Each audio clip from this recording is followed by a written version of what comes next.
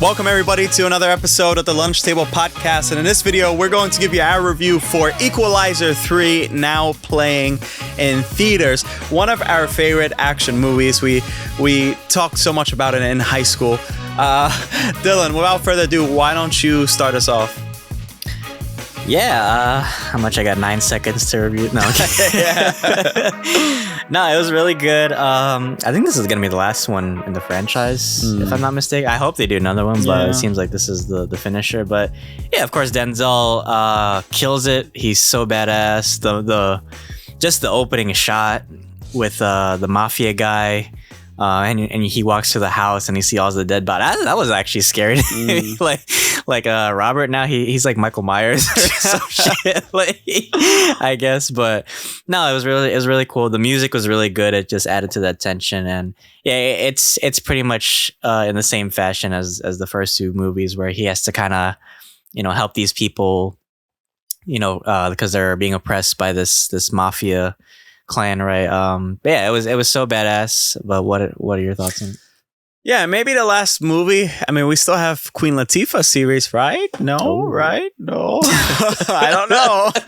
I mean, I wasn't fond of the actual setting. I wish it actually took place somewhere in America to actually end it or something like that.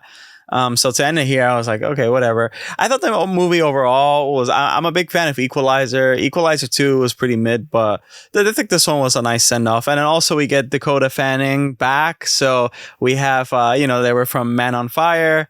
That was really cool to see them together again. But for the most part, I think the movie was solid. I think the action was pretty good. Of course, Denzel Washington is a powerhouse of an actor. So, of course, he's going to deliver each time. But for the most part, yeah, it was a pretty good movie, I think. Yeah. Yeah, he's like a humanistic character, but he can be very cold-blooded when he wants to be, right? And I love that he always gives the bad guys a choice, right? Because it's their own fault, really, why they fuck up all the time. Because, like, he gives them an option, like a way out, but they always fuck it up. The villains in this movie too, they were like the scum of the earth. Like, I feel like their deaths weren't. I feel like Jerome. Like, if I could go back, I'd clink that shit back. Your shit back. Yeah. They were really like the way they were like abusing the Italian people.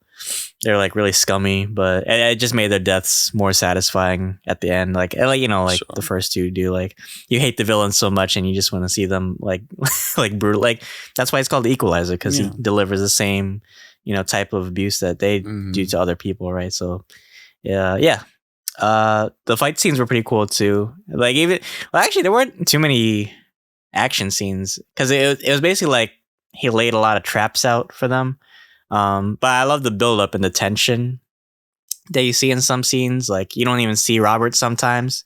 It's just like, he's like, that's what I say. He's like Michael Myers. He's like the shape.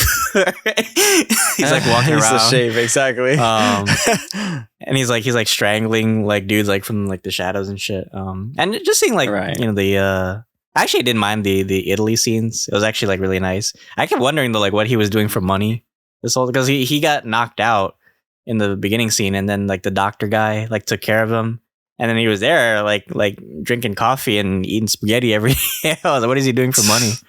The cast too was fine. I like that doctor dude. He was pretty cool. He was pretty badass towards the end too. For sure. Yeah. What did you think of like just were they generic villains to you? You think?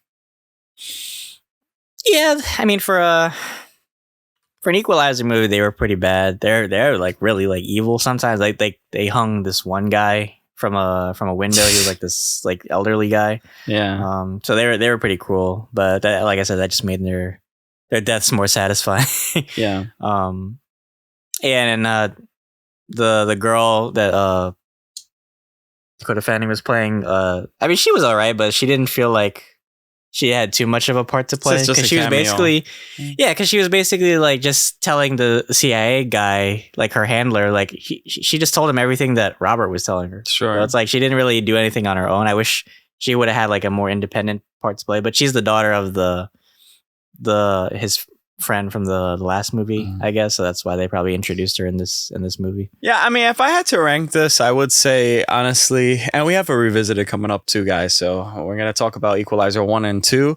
But honestly, I feel like Equalizer 1 and 2, I would just rank it exactly like that. This, I like the side characters in the previous Equalizer movies. I didn't really...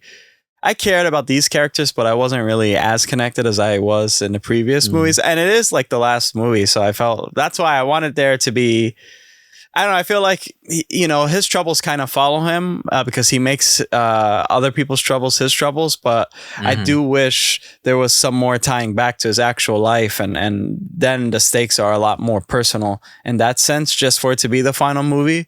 So I think that's my problem with it. It's not the actual movie itself. It's just, you know, the concept of it, I'm not a big fan of. Yeah. What were you to? What are you? What are you to rate this movie? Probably I'll give it a 7 out of 10. Yeah, I think that's. It was good, but like you said, I think the first two were the strongest of the franchise. They do make like little callbacks to the first one, like when he asked the doctor, like when you see me, when you look at me, what do you see? And the action scenes were like totally over top. And oh my God, it felt like when I was watching it, I don't know if it was my theater or the actual movie, it was like really dim. Like the brightness was like so dark. I felt like Clockwork Orange. Like I had to like open my eyes just, and it kind of like gave me a headache. Right. But other than that, it felt fine as a closer. It didn't try to be like John Wick, like over the top. No, it was still a nice story at the end of the day. So probably 7 out of 10 for me. How about you? Yeah, it was a pretty dark film. I actually wanted to shine a flashlight in one eye so the other eye like is overexposed or something. But yeah, no, it was. I don't prefer this one as my favorite.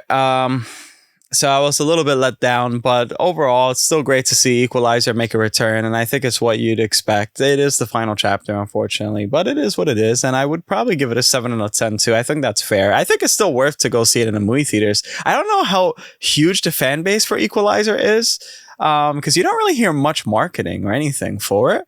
So, but hey, I mean, to each his all, or to each his one.